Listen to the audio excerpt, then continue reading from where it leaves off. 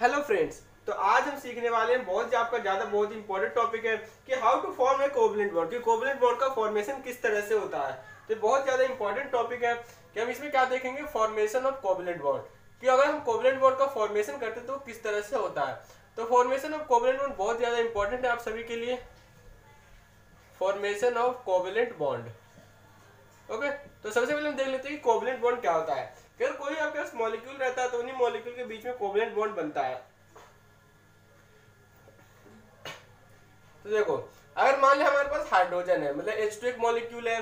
देखो यहाँ अगर मान लेंगे तो Cl2 एक मॉलिक्यूल है, इसका O2 एक मॉलिक्यूल होता है, फिर हमारे पास नाइट्रोजन एक मॉलिक्यूल होता है। तो इन सभी मॉलिक्यूल के बीच में कोवलेंट बॉन्ड का फॉर्मेशन किस तरह से होता है ये हमें देखना है। तो आपको क्या करना पड़ेगा कि किस तरह से आप कोवलेंट बॉन्ड का फॉर्मेशन करेंगे। मतलब देखो H2 अगर आप देखेंगे तो देखो, तो जो हाइड्रोजन के पास आपको पता है कि हाइड्रोजन के आउटर मोस्ट में एक ही इलेक्ट्रॉन रहते हैं। जो आउटर मोस्ट जो इसके पास सेल होते हैं उसमें आपके एक इलेक्ट्रॉन पाए जाते हैं हाइड्रोजन के। तो इसलिए हम कहते हैं कि हाइड्रोजन के पास कितने इलेक्ट्रॉन होते हैं, 1 इलेक्ट्रॉन। और जो दूसरा हाइड्रोजन है इसके पास भी कितने इलेक्ट्रॉन होंगे, 1 इलेक्ट्रॉन। तो अपने को कंप्लीट करने के लिए क्योंकि अगर इसे स्टेबल बनाना होता है तो अपने को नोबल गैस की फॉर्मेशन करना चाहता है। तो मतलब कि आउटर मोस्ट में आपके 2 इलेक्ट्रॉन, ये 8 इलेक्ट्रॉन अगर इसके पास आ जाते हैं तो ये एक तरह से स्टेबल हो जाता है। तो ये हाइड्रोजन क्या करेगा कि इस इलेक्ट्रॉन को शेयर कर लेगा, ओके, और ये भी हाइड्रोजन इस इलेक्ट्रॉन को शेयर कर लेगा। इससे क्या होगा कि ये दोनों हाइड्रोजन के बीच में आपके एक सिंगल बॉन्ड का फॉर्मेशन हो जाएगा।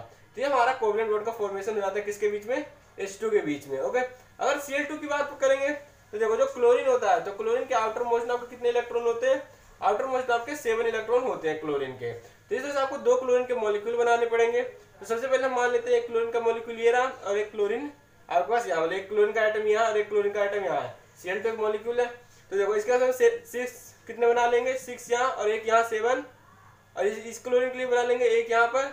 और आगे चलो हम इसे कट से शो कर देते हैं। तो जितने आपके इलेक्ट्रॉन को आप इसे कट से भी शो कर सकते हैं या फिर डॉट से भी शो कर सकते हैं, मतलब किसी से भी शो कर सकते हैं। तो कट से भी शो कर सकते हैं, डॉट से भी शो। जिस क्लोरीन के लिए हमने कट से शो किया इसके लिए हम डॉट से शो कर लेते हैं, 1 2 3 4 5 6 एंड 7। अब देखो अब इसे कितने, अगर इसे स्टेबिलिटी चाहिए क्लोरीन को तो इसे अपने आउटर मोस्ट में 8 इलेक्ट्रॉन चाहिए, मतलब नोबल गैस में आ जाएगा। फिर ये अब ये क्या करेगा, ये इसके साथ बॉन्ड फॉर्म कर लेगा और ये क्या करेगा, इस इलेक्ट्रॉन को अपने साथ शेयर कर लेगा। अब देखो जब शेयर कर लिया तब इसका क्या हो गया, ये हो गया Cl और सिंगल बॉन्ड Cl, क्योंकि इसके बीच में सिर्फ सिंगल बॉन्ड है। आपके क्या किया गया, शेयर किया गया, मतलब एक इलेक्ट्रॉन शेयर किए गए, इसलिए इसके बीच में सिंगल बॉन्ड का फॉर्मेशन होगा। तो हमने 2 देख ली, किसके, H2 के और Cl2 के। इसका हम देख लेते हैं किसके लिए हमारे पास है। अब हमारे पास बचता है O2 एंड N2 के लिए। जब O2 के लिए बनाएंगे तो ऑक्सीजन के आउटर मोस्ट में देखो कितने इलेक्ट्रॉन होते हैं, यहाँ ऑक्सीजन का एक मॉलिक्यूल, यहाँ पे ऑक्सीजन का मॉलिक्यूल। अगर ऑक्सीजन के में अगर आप आउटर मोस्ट इलेक्ट्रॉन देखेंगे तो देखो आपके किस तरह से आउटर मोस्ट इलेक्ट्रॉन चेक करते हैं। जैसे अगर आप देखेंगे तो हाइड्रोजन, हीलियम, लिथियम, बेरिलियम, यहाँ था boron, carbon, nitrogen, oxygen, fluorine, neon. तो इसमें कितने होते हैं, 7 इलेक्ट्रॉन होते हैं आउटर मोस्ट में।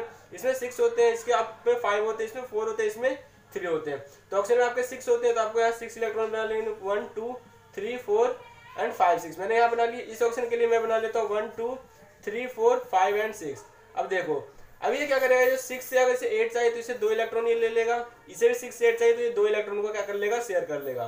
तब इसके बीच में एक बॉन्ड बन जाएगा और इसके बीच में एक बॉन्ड बन जाएगा। मतलब ऑक्सीजन के बीच में हमेशा आपका कौन सा बॉन्ड बनता है, डबल बॉन्ड का फॉर्मेशन होता है। जैसे आपको ऑक्सीजन का कोवलेंट बॉन्ड बना लेंगे। अगर नाइट्रोजन के लिए बनाएंगे तो नाइट्रोजन आपको पता है कि 5 इलेक्ट्रॉन होते हैं आउटर मोस्ट में। तो एक नाइट्रोजन हम यहाँ ले लेते हैं और एक नाइट्रोजन यहाँ पर, इसमें हम 5 बना लेते हैं, 1 2 3 एंड 4 एंड 5। इसमें बना लेंगे 1 2 3 4 एंड 5। अब देखो अब क्या करेंगे, 5 इसके पास ऑलरेडी, तो इसे 8 करना होगा तो 5 + 3 8 इसके पास भी हो गए। इस नाइट्रोजन के लिए 8 इससे इस तरह से मिल जाएगा, 5 ये है और 3 8 हो जाएगा। तो ये क्या होगा, एक बॉन्ड, 2 बॉन्ड और 3 बॉन्ड, मतलब कि नाइट्रोजन और नाइट्रोजन के बीच में कितने बॉन्ड का फॉर्मेशन होगा, 3 बॉन्ड का। तो ये आपका क्या होता है, कोवलेंट बॉन्ड होता है। तो बहुत ज्यादा